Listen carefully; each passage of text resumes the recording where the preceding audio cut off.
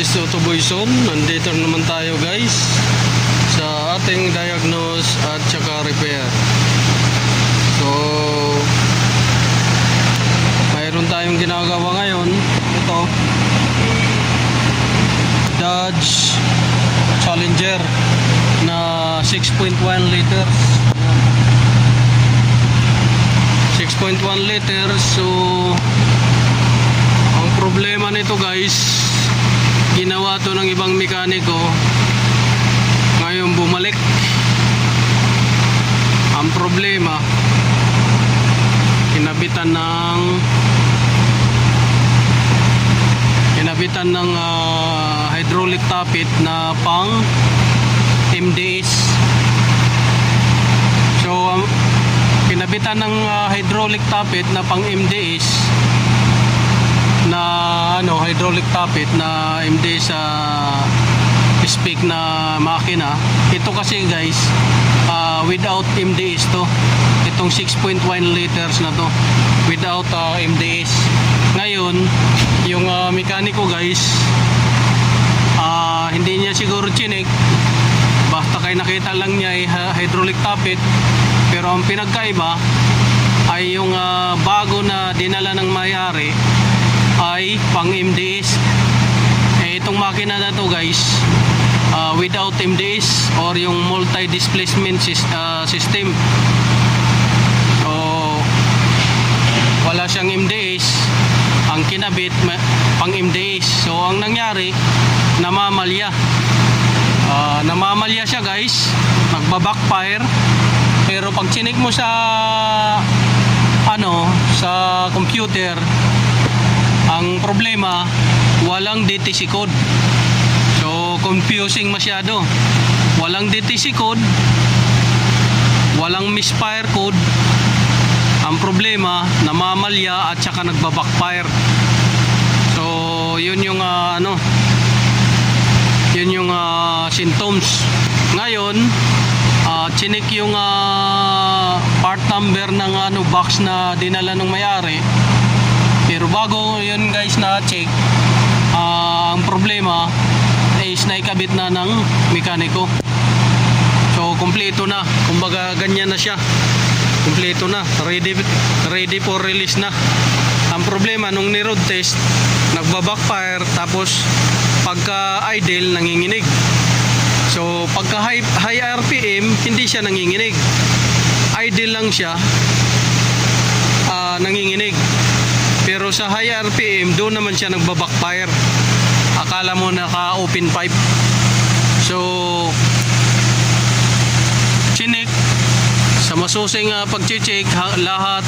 Chinik ko yung injector pulse, chinik ko yung ignition. Una, chinik ko yung ignition coil, spark plug, injector.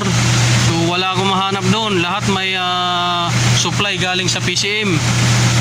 Tapos dito sa map sensor, chinik ko. Dito mayroon din supply, may signal. Pati dito sa throttle may signal, may supply din, voltage. So sa crankshaft sensor mayroon din. So medyo mahaba-haba yung pagdiagnose hanggang sa naisipan kong i-check yung hydraulic tappet guys, kasi nagduda ako. Wala siyang misfire code. Una, wala siyang misfire code.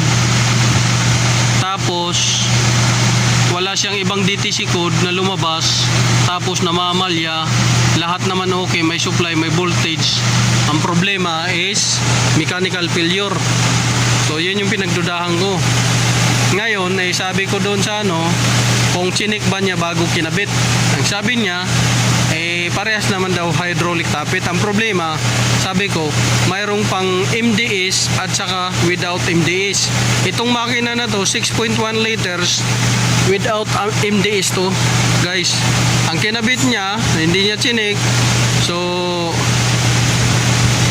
ang kinabit niya, hindi niya kasi chinik ng maigi, is pang MDS. So ngayon ang nangyari, yun na. So medyo tumagal yung diagnose guys, dahil hindi natin masabi kung Ang sabi ng mekaniko na ibang lahi, chinik daw niya, parehas daw. Tapos nung chinik yung box, magkaiba doon sa original part number talaga ng without MDS na valve. So yan yung tatandaan nyo guys, maging maingat kayo dahil napakahirap magtanggal ng cylinder head nitong V8 engine na to dahil masikip. Tapos ngayon magkakaproblema ka doon sa valve dahil pang MDS yung kinabit, tapos yung makina hindi naman MDS equipped. So yun yung kaya laging tips ko lang sa inyo guys, lalo na sa mga baguhan, laging i-check ninyo yung part number kung parehas, or kung wala man part number yung luma na kahit na i-check nyo lang yung appearance, kasi magkaiba talaga sa appearance. Yung MDS may butas yung valve, yung without MDS walang butas yung valve. So malaki ang pagkaiba. So ipapakita ko sa inyo mamaya guys yung pinagkaiba. Yung valve tappet, yung sa without MDS guys, walang butas siya. Makikita ninyo, wala siyang butas sa without MDS. Ayan, mapapansin nyo wala siyang butas sa gilid. Ayan, wala siyang butas. Yan yung pang without MDS na valve tappet. Ito yung pang without MDS na valve tappet.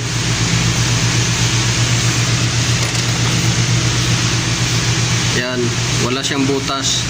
Pero yung with MDS may butas dito guys, dito sa gitna nito may butas kabilaan. Ang butas niyan dito, dyan, at saka dito sa kabila. Yan yung pang MDS equipped, na hydraulic valve tappet. Ang tawag dito hydraulic valve tappet. So yan yung pinagkaiba. Ito yung original talaga na nakakabit doon. Kaso yung dinala ng may-ari pang MDS, yung may butas dito. So ngayon lusot ngayon yung langis. Kasi ito siya guys, ang langis nito hindi lumulusot dahil walang butas dito. Naka-pressurize talaga yung langis. Ngayon kung may butas, ang valve hindi magbubukas, or advance ang bukas or late ang bukas. So yan yung magiging sintomas ng valve or status ng valve. So yan yung may share ko lang sa inyo guys. Kaya kailangan check nyo maigi yung parts na ikakabit nyo, lalo na kung internal parts yung ikakabit nyo. Kagaya niyan, internal parts yan, magtatanggal ka ng cylinder head yan pagka So yun lang guys, maraming salamat. This is Autoboyson. Magandang hapon, sana nakakuha kayo ng kaalaman.